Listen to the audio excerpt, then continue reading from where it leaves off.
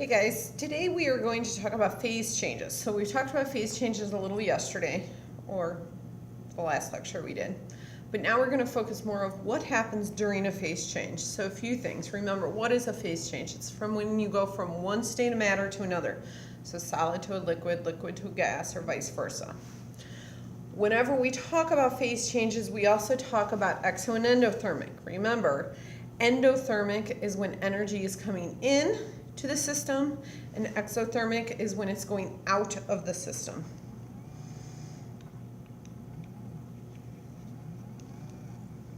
So phase changes again. Whenever we go from a solid to a liquid, that is endothermic.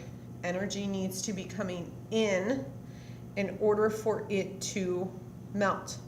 When you're going from a liquid to a gas, that is referred to as boiling or vaporization. That is also endothermic.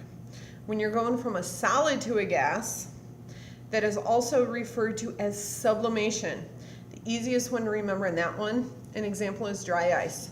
Dry ice is when it goes from a solid to a gas, completely skipping the liquid phase. In order to do that, you need to make sure that you are adding energy to that system. So that is endothermic. If we go the opposite direction, then we need to take away. If we go from a gas to a liquid, that is referred to as condensation. Liquid to a solid, remember, that is referred to as freezing, or this slide refers to it as solidification, but it's freezing. Okay.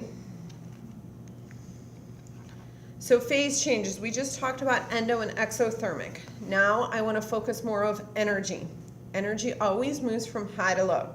So I am adding energy to it, but what type of energy? We're going to talk about both potential energy and kinetic energy. Remember, kinetic energy is how fast a molecule is moving. Kinetic energy is temperature. Temperature is the measurement of the average kinetic energy. So if kinetic energy is changing, the temperature is changing. We're also going to talk about potential energy. Remember from physics, potential energy is position energy. So when we start talking about the change in position energy in chemistry, we're talking about the molecules moving in position. So if we think about a heating curve is over time as I add things, as I add my energy, what is happening?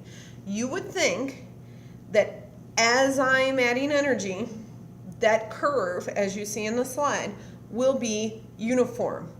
Okay, the temperature is always going to increase as something is melting. However, that is most definitely not the case. What happens, okay, is what we call a heating curve. So I'm going to draw my heating curve on my board here. As I go up, I start way down here if I'm talking about energy. I'm increasing in temperature, and then I plateau off. When I plateau off, that means that this is a phase change. Then when I hit a certain point when everything has changed, I increase as well. Now my temperature is moving again. Then I plateau off again. This again, at all my plateaus, is a phase change. And then I increase as well. So what you will notice is two things. As my temperature increases, I have a change in kinetic energy. So I have three places where I have a change in kinetic energy. Right here, I have a change in kinetic energy. How do I know that? My temperature is increasing. I have a change in kinetic energy here. How do I know that? My temperature is increasing. I have a change in kinetic energy here. How do I know that? My temperature is increasing. Now, what is happening at those plateaus now? We are not changing in temperature, we are changing a phase change. So right here, I am actually melting, okay? So when something melts, When something melts, it is going through a phase change. Its temperature, if I look at my ice cube, right there on the slide there, I'm adding energy to it in order to melt it. Think about the molecules in an ice cube, my solid. They are very tightly compact together. Are they moving? Yes, they're moving. They're moving very, very little. They're almost vibrating in place.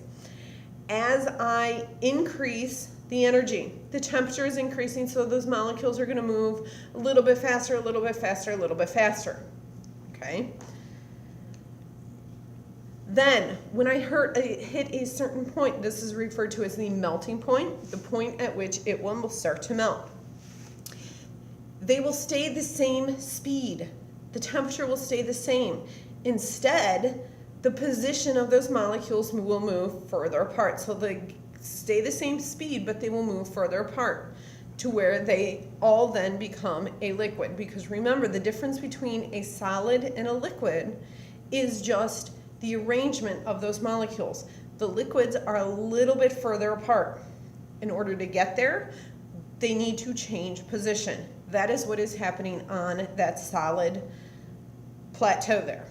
So then, of course, once we get all of them to be a little bit further apart, the molecules separate and they all become a liquid. Okay?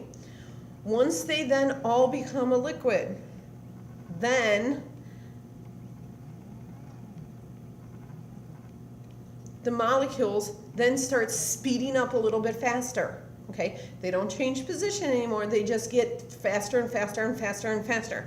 How do I know they're moving faster? The temperature is changing. Temperature is kinetic energy.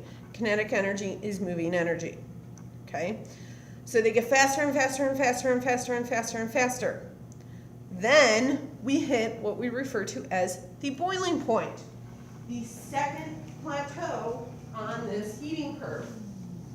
This heating curve right here, we hit this plateau. It hits its boiling point. At that boiling point, we now need to change from my liquid to my gas. What is the difference between my liquid and my gas? The arrangement of the molecules. Gas molecules are a lot further apart. So when we get there, they're moving the same speed, faster than my solids because it's a liquid, but now the position is changing. Okay, they're still moving the same speed, but they're moving further apart.